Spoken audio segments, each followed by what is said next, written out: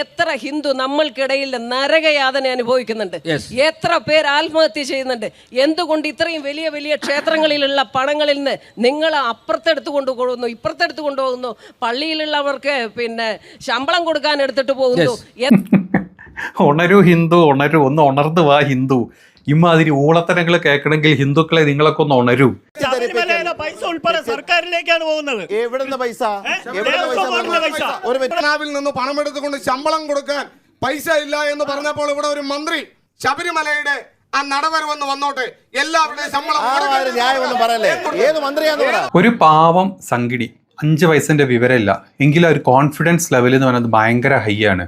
ഈ സ്ഥിരം ഈ സംഘ നേതാക്കൾ, ഈ സംഘപരിവാണ മിത്ര നേതാക്കള് ഇവന്മാരെ അല്ലെങ്കിൽ ഈ സംഘിണികളെയും മറ്റ് സംഘികളെയും ഒക്കെ പറഞ്ഞ് പറ്റിക്കുന്ന കുറച്ച് കാര്യങ്ങളുണ്ടല്ലോ. ഈ ദേവസ്വം ബോർഡിന്റെ കാശ് മൊത്തം ഈ എന്താ പറയുക അന്യമതസ്ഥരായിട്ടുള്ള മുസ്ലിങ്ങൾക്ക് എന്താ പറയുക മദ്രസകൾക്ക് അല്ലെങ്കിൽ മുസ്ലിങ്ങളെ പള്ളികൾക്ക് കൊടുക്കുന്നു, മറ്റാവശ്യങ്ങൾക്ക് കൊടുക്കുന്നു, ദേവസ്വത്തിന്റെ പൈസ മൊത്തം തീർക്കാന്ന് ഒക്കെ ഉള്ളൊരു അതായത് സംഘികൾ സ്ഥിരമായിട്ട് പൊട്ടിക്കുന്ന ഒരു ബോംബുണ്ട്. നമ്മൾ വഴി വിടുക എന്ന് പറഞ്ഞ പോലെ സ്ഥിരമായിട്ട് വിടുന്ന വഴിയുണ്ട്. ഈ നേതാക്കന്മാർ വിടുന്ന വഴിയാണ് അതുപോലെ ഏറ്റുപിടിക്കുന്ന അല്ലെങ്കിൽ അതുപോലെ അത് പോയിട്ട് പിടിച്ചെടുക്കുന്ന മറ്റു കുറേ സംഘപരിവാണങ്ങളൊക്കെ ഉണ്ട്.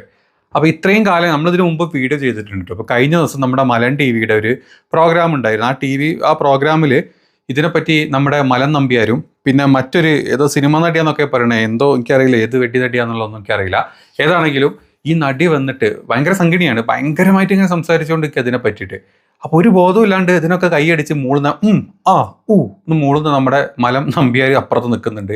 ഈ വാണത്തിന് പോലും ഇതിനെപ്പറ്റി ഒരു ഐഡിയ ഇല്ല എന്നുള്ളത് നമുക്കിത് കേൾക്കുമ്പോൾ മനസ്സിലാവും. ഏതായാലും ഇത് കേട്ടിട്ട് ഇതിൻ്റെ യഥാർത്ഥ അവസ്ഥ നമ്മൾ മുമ്പും പറഞ്ഞിട്ടുണ്ടോ വീഡിയോയിൽ, ഇത് ഒന്നുകൂടെ ഒന്ന് പറഞ്ഞു കൊടുക്കുക. അറ്റ്ലീസ്റ്റ് ഇത് കേൾക്കുന്ന ഒരു സംഖ്യയെങ്കിലും ഉണ്ടെങ്കിൽ ആ സംഖ്യയ്ക്ക് ഒരു ബോധം വെച്ചോട്ടെ, അതുകൊണ്ട് മാത്രം കേട്ടോ.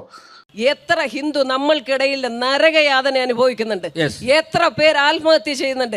എന്തുകൊണ്ട് ഇത്രയും വലിയ വലിയ ക്ഷേത്രങ്ങളിലുള്ള പണങ്ങളിൽ നിന്ന് നിങ്ങൾ അപ്പുറത്തെടുത്ത് കൊണ്ടുപോകുന്നു, ഇപ്പുറത്തെടുത്ത് കൊണ്ടുപോകുന്നു, പള്ളിയിലുള്ളവർക്ക് ശമ്പളം കൊടുക്കാൻ എടുത്തിട്ട് പോകുന്നു. കണ്ടോ, യെസ്, ആ മലം പൊട്ടനാണ് ഈ പറയുന്നതേ. അതായത് അമ്പലത്തിലെ പൈസ വെച്ചിട്ട് പള്ളിയിലുള്ള ആൾക്കാർ ശമ്പളം കൊടുക്കാൻ പോകുന്നു, പള്ളിയിലുള്ള ആൾക്കാർക്ക് ബുദ്ധിമുട്ട്. അതായത് മുസ്ലിം പള്ളിൻ്റെ കാര്യം പറയുന്നത്. ഈ സംഘം മൂത്തിട്ടെ, ഈ സംഘപരിവാണത്തിന്റെ വാണം മൂത്തിട്ടാണ് ഇങ്ങനെ സംസാരിക്കുന്നത്. ഒരു ഐഡിയ ഇല്ല ഇതിൽ നിലവാരം. അതായത് ഞാൻ പറഞ്ഞല്ലോ, വിട്ട വള്ളിയുടെ വില മാത്രമേ ഇതിനുള്ളൂ. അപ്പം ഇങ്ങനെ ഇവന്മാർ ഇട്ട് കൊടുക്കുന്നു, മണത്തങ്ങോട്ട് പോവാ. അതിൻ്റെ അപ്പുറത്തോട്ടൊന്നും ഇതിൽ വരുന്നില്ല. ഇതിൻ്റെ ഡീറ്റെയിൽസ് ഞാൻ പറഞ്ഞുതരാം. മുമ്പ് നമ്മൾ പറഞ്ഞിട്ടുണ്ട് ഇതേ സംഭവം വേറെ വീഡിയോയിൽ. അന്ന് ഇതുണ്ടായിരുന്നില്ല. അതിപ്പോൾ വീണ്ടും ഈ എന്താ പറയുക മലം കയറി എടുത്തിട്ട് അലക്കിയതുകൊണ്ട് മാത്രമാണ് വീഡിയോ ചെയ്യുന്നത്. ഇതിൽ കഴിഞ്ഞിട്ടില്ല. നോക്ക്, നിങ്ങൾ കേട്ട് നോക്കുക. ആ ഒരു കോൺഫിഡൻസ് ലെവലേ പറയുന്നത് ശുദ്ധ മണ്ടത്തരും വിഡ്ഢിത്തരും വിവരക്കേടും വെളിവ് കേടും ആണെങ്കിലും ആ ഒരു കോൺഫിഡൻസ് ലെവൽ ഉണ്ട്. അതാണ് ഈ സംഘികളുടെ ഗുണം. ഈ വാട്സപ്പ് യൂണിവേഴ്സിറ്റിയിൽ, ഈ മോദി വാട്സപ്പ് യൂണിവേഴ്സിറ്റിയും അതുപോലെ ഇങ്ങനത്തെ മലം ചാനലുകളും പിന്നെ നമ്മുടെ നാട്ടിലെ പല മലം മറ്റേ സംഘപരിവാണ ചാനലുകളിലൊക്കെ വരുന്ന കളവ് അതുപോലെ കളവ് പഠിച്ചിട്ട് ഇങ്ങ് വന്ന് അടിച്ചു വിടുക ചെയ്യുക. ലോകത്ത് എന്ത് നടക്കുന്നു, രാജ്യത്ത് എന്ത് നടക്കുന്നു ഒന്നും ഒരു ബോധത്തിലേക്ക് ഉണ്ടാവില്ല. അത് ഏറ്റവും വലിയ കോമഡി. ബാക്കിയേക്ക് എന്തെല്ലാം കാര്യങ്ങൾ നടത്തുന്നു. ആഗോള അയ്യപ്പ സംഗമം നടക്കുമ്പോൾ ഞാനൊരു ദൃക്സാക്ഷി പറയാം. അവിടെ ശബരിമല വിഷയം കൊടികുത്തി കൊത്തുമ്പോൾ അവിടെ വായ മൂടിക്കെട്ടിപ്പോയി അയ്യപ്പന്മാരെ തല്ലരുത് എന്ന് പറഞ്ഞ ഒരാളാണ് ഞാൻ. അതിൻ്റെ ഒരു അധികാരതയിൽ ഞാൻ പറയട്ടെ, ഈ പ്രഹസനം ആർക്ക് വേണ്ടിയാണ്? ഈ സമയം 10 വർഷത്തോളം നിങ്ങൾ അയ്യപ്പനെ നല്ല സകല ക്ഷേത്രങ്ങളെയും നിങ്ങൾ അങ്ങേ അറ്റം, കാരണം ശരിയാണ്, ഇന്ത്യയിൽ ഹിന്ദുക്കൾ കൂടുതൽ ഉള്ള സമയത്ത് ക്ഷേത്രത്തിൽ വരുന്ന പൈസകൾ നിങ്ങൾ മറ്റു മതസ്ഥരുടെ ഉന്നമനത്തിന് വേണ്ടി ചെലവാക്കിയിരുന്നു. അത് ഞാൻ അംഗീകരിക്കാം. പക്ഷേ ഇപ്പോ ന്യൂനപക്ഷമായി കൊണ്ടിരിക്കുന്ന ഹിന്ദുവിൻ്റെ ക്ഷേത്രത്തിലുള്ള പണങ്ങൾ നിങ്ങൾ മറ്റു കാര്യത്തിന് എന്തിനുപയോഗിക്കുന്നു? ആ ഹിന്ദുവിൻ്റെ ഓരോരോ അടിസ്ഥാനം, ഒരു പെൺകുട്ടിയെ കല്യാണം കഴിക്കാനില്ലാതെ, അവൾ മര്യാദയ്ക്ക് ഒന്ന് പഠിച്ചു പോകാനില്ലാതെ എത്ര ഹിന്ദു നമ്മൾക്കിടയിൽ നരകയാതന അനുഭവിക്കുന്നുണ്ട്, എത്ര പേർ ആത്മഹത്യ ചെയ്യുന്നുണ്ട്. എന്തുകൊണ്ട് ഇത്രയും വലിയ വലിയ ക്ഷേത്രങ്ങളിലുള്ള പണങ്ങളിൽ നിന്ന് നിങ്ങൾ അപ്പുറത്തെടുത്ത് കൊണ്ടുപോകുന്നു, ഇപ്പുറത്തെടുത്ത് കൊണ്ടുപോകുന്നു, പള്ളിയിലുള്ളവർക്ക് ശമ്പളം കൊടുക്കാൻ എടുത്തിട്ട് പോകുന്നു, എന്തെല്ലാം കാര്യങ്ങൾ നടത്തുന്നു. അതൊക്കെ വിട്ടുകൊടുത്ത് ഹിന്ദുവിന് വേണ്ടി അടിസ്ഥാന തത്വം ലോകാ സമസ്ത സുഖിനോ ഭവന്തു എന്ന് പറഞ്ഞ നമ്മുടെ നാടിൻ്റെ, നമ്മുടെ ഉയർച്ചയ്ക്ക് വേണ്ടി മറ്റുള്ളവരല്ല നമ്മളെ ഭരിക്കേണ്ടത്. നിങ്ങൾ ഭരിക്കൂ. കാരണം നിങ്ങൾ നമ്മളിൽ ഒരാളാണ്. പക്ഷെ നമ്മുടെ ക്ഷേത്രത്തെ അടിച്ചമർത്തിയിട്ടോ ചിത്രയാട്ടത്തിന് നിങ്ങൾ എത്ര പെണ്ണുങ്ങളെ കൊണ്ടുവന്നു? 3 ദിവസം ഉണ്ണാതിരുന്നവളാണ് ഞാൻ. 3 ദിവസം അവിടെ ഒരു ബസ്സിൽ നിറയാണ് പെണ്ണുങ്ങളെ കൊണ്ടുവന്നത്. എന്തൊരു പ്രൊട്ടക്ഷനോടുകൂടെ. അന്ന് ഞാൻ അവിടെയുണ്ട്. 3 ദിവസം ഞാൻ പച്ചവെള്ളം കുടിക്കാതെ ഞാൻ അവിടെ ഇരുന്നു. ഇവിടെ പിന്നെ പത്മനാഭസ്വാമി ക്ഷേത്രത്തിൻ്റെ ബി നിലവറ തുറന്നിട്ട് എക്സിബിഷൻ 50 രൂപയ്ക്ക് നമുക്ക് സ്വർണം വെക്കാമെന്ന് പറഞ്ഞു. ഞാനും സമാധിയായ പുഷ്പാഞ്ജലി സ്വാമികൾ അടക്കം 24 പേര് കന്യാകുമാരി ഇന്ന് പിന്നെ പത്മനാഭസ്വാമി ക്ഷേത്രത്തിൻ്റെ മോഡൽ ഉണ്ടാക്കി കന്യാകുമാരി വരെ പോയി 10 ലക്ഷം ഒപ്പ് ശേഖരിച്ച് ഞങ്ങൾ ഈ സുപ്രീം കോടതി കൊണ്ടുകൊടുത്തതിന്റെ വിധിയാണ് ഈ കൊട്ടാരത്തിന് ഞാൻ വാങ്ങിച്ചു കൊടുത്തിരിക്കുന്നത്. എന്തിനു വേണ്ടി? ഞാനൊരു പെണ്ണ് സിനിമയിൽ അഭിനയിച്ചാൽ പോരെ? ഈ ഹിന്ദുക്കൾക്ക് വേണ്ടി ഞാനാണോ വന്ന് ഇങ്ങനെ ചെയ്യേണ്ടത്? ഓരോരുത്തരും ഇറങ്ങൂ, നമുക്കൊരു സ്വസ്ഥമായ ജീവിതം തരൂ. ക്ഷേത്രങ്ങൾ എന്തിനാണ്?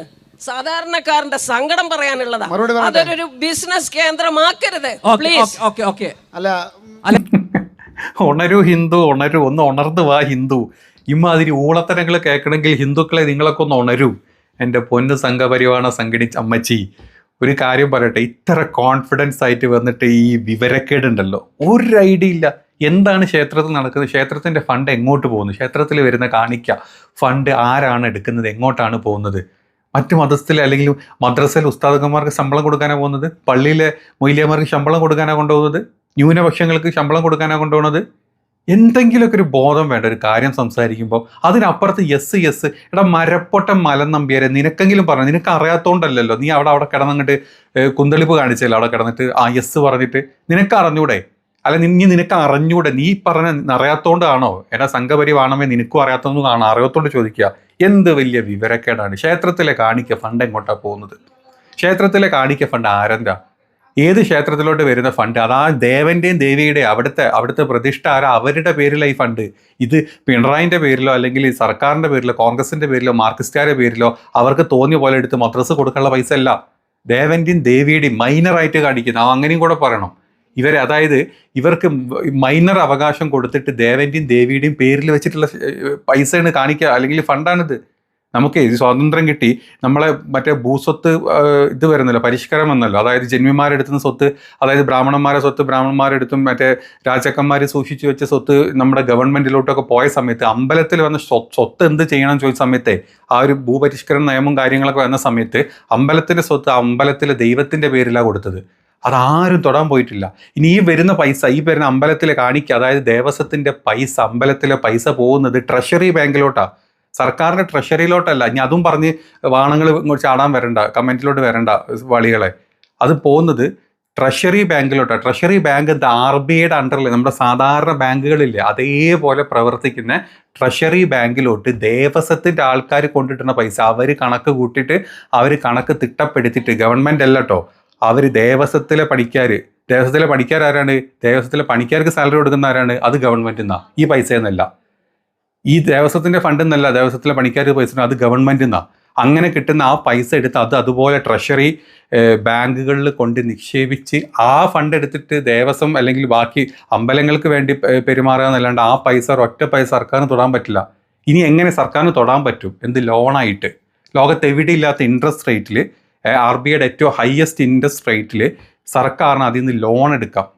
വെറുതെ കയറി ലോൺ എഴുതി കൊടുത്താൽ ലോൺ എടുത്ത് കൊടുക്കൂല.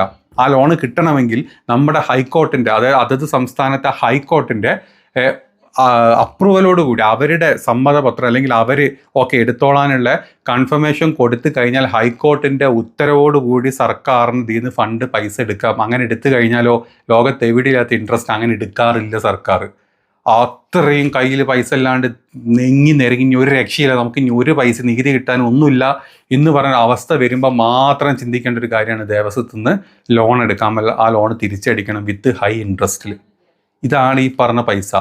ഇതിൽ നിന്നൊരു 5 പൈസ ഈ പറഞ്ഞ അന്യമതസ്ഥർ, അതായത് മദ്രസയിലെ ഉസ്താദന്മാർക്കോ അല്ലെങ്കിൽ പള്ളിയിലെ മൊയ്ലിയന്മാർക്കോ കൊടുക്കുന്നില്ല.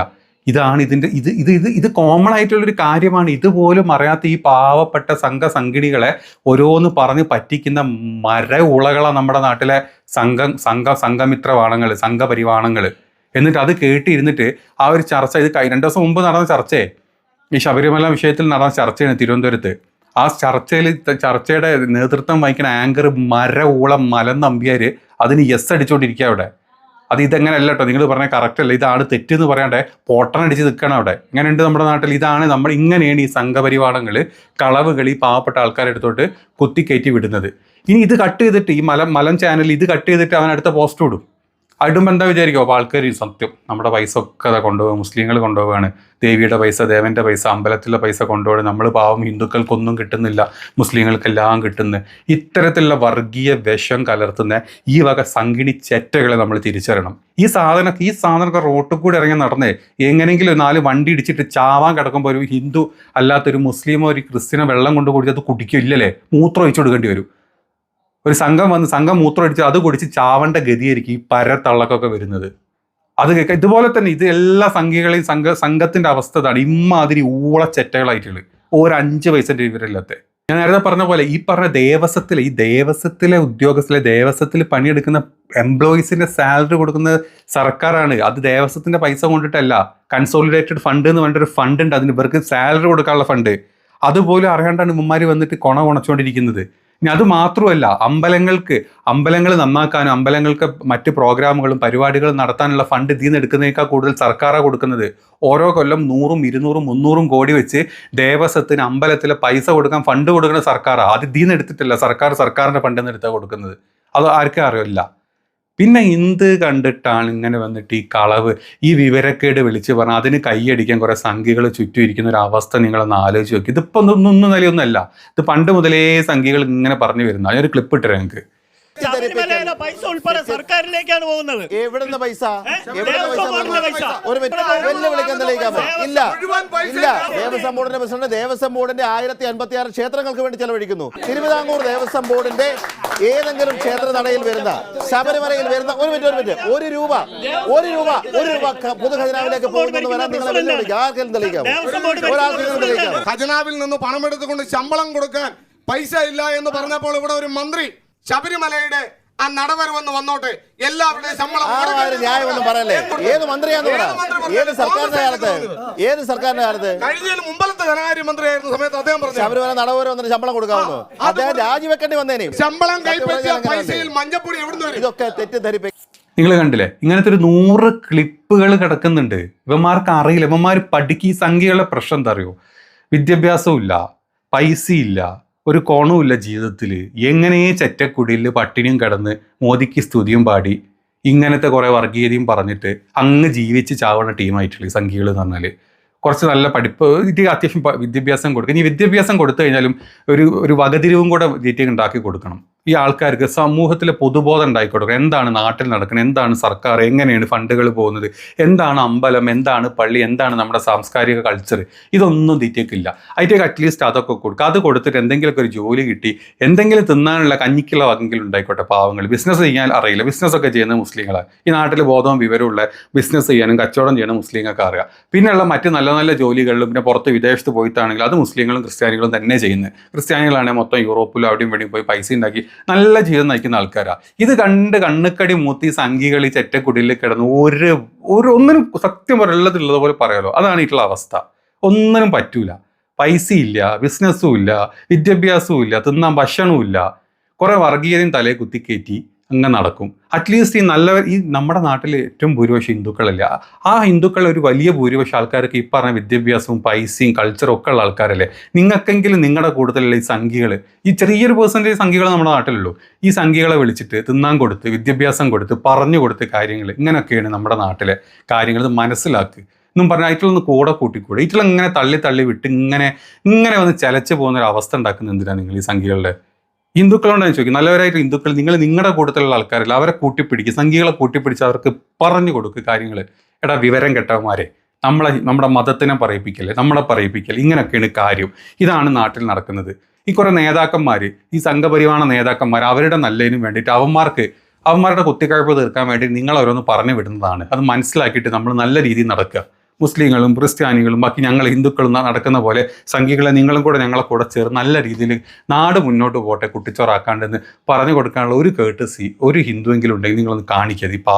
ഈ വിവരം കെട്ട ചെറ്റകളോട് പറഞ്ഞു കൊടുക്കുക നിങ്ങൾ, പ്ലീസ്.